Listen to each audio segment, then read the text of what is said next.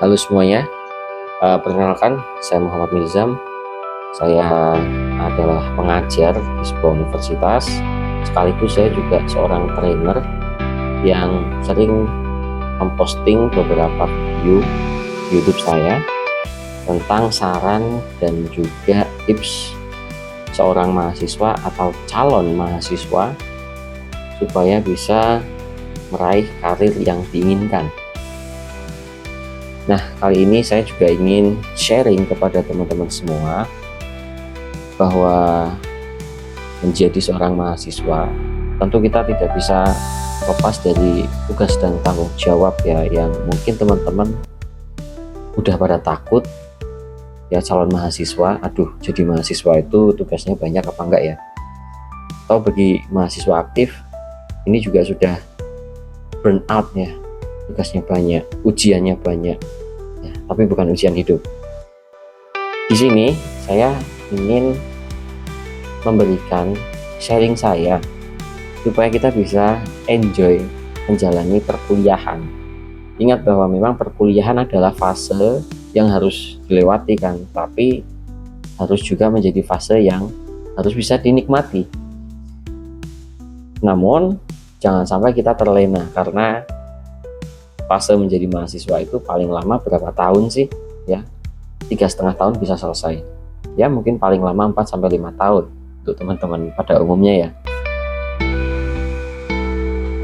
Saran ini berdasarkan pengalaman saya sendiri tentunya, yaitu untuk memilih aktivitas yang mendatangkan benefit untuk kita, aktivitas yang tidak terlalu berat tapi bisa mendatangkan benefit untuk kita. Nah, yang pertama ini saran untuk calon mahasiswa ya. Bagi teman-teman yang ingin enjoy menjalani perkuliahan, teman-teman bisa memilih strategi yang pertama ini, yaitu gap year. Yakni untuk menunda kuliah setelah lulus sekolah. Ini pasti bisa pro dan kontra ya, tapi di dunia kampus itu sudah cukup umum di Indonesia, terutama istilah gap year sudah banyak yang mengenal. Tujuannya adalah untuk mempersiapkan diri sebenarnya, dan juga untuk penyesuaian peralihan dari sekolah ke kuliah. Teman-teman yang gap year di kampus terkadang malah lebih terlihat excited dalam perkuliahannya. Pertanyaannya kenapa? Ini yang saya temui ya, mahasiswa-mahasiswa yang saya temui yang gap year itu justru lebih excited dari mahasiswa yang lain. Salah satu jawabannya adalah karena mereka selama gap year itu mengisi kegiatan dengan mengikuti pelatihan, kursus, atau bahkan mencari pengalaman pekerjaan yang sementara.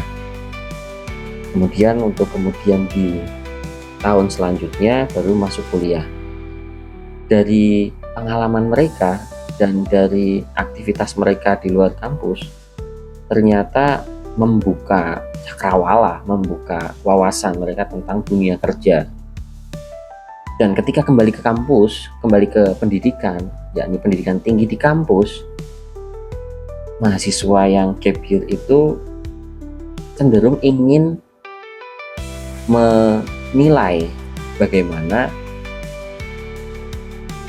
kondisi yang ada di lapangan pekerjaan yang mereka jalani dengan teori yang ada di kampus.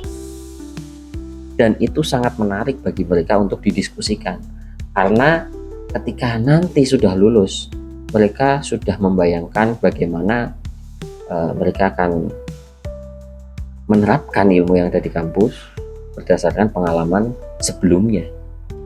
Ya, ini saran yang pertama.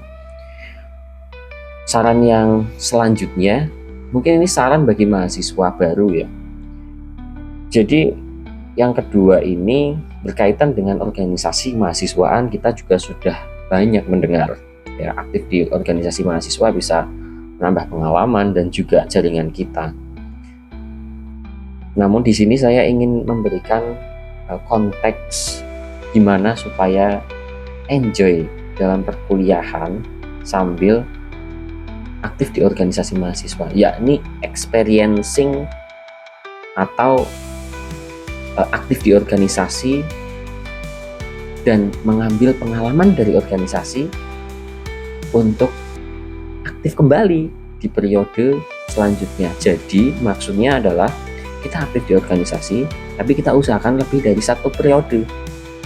Jangan cuma 1 periode saja. Karena 1 periode, katakan saja 1 tahun, kita baru belajar organisasi mahasiswa. Walaupun ada yang banyak menilai bahwa organisasi mahasiswa sama dengan organisasi ketika SMA. Namun sebenarnya idealnya tidak seperti itu. Ya, organisasi mahasiswa dituntut untuk lebih aktif kembali, lebih inisiatif. Nah, kalau hanya 1 periode, itu kita dapat pengalaman. Tapi yang paling penting dari pengalaman adalah menerapkan pengalaman itu pada unit yang kita ikuti selama 1 periode. Berhasil apa enggak? Kemudian kalau semuanya berjalan lancar, kita enjoy sekali.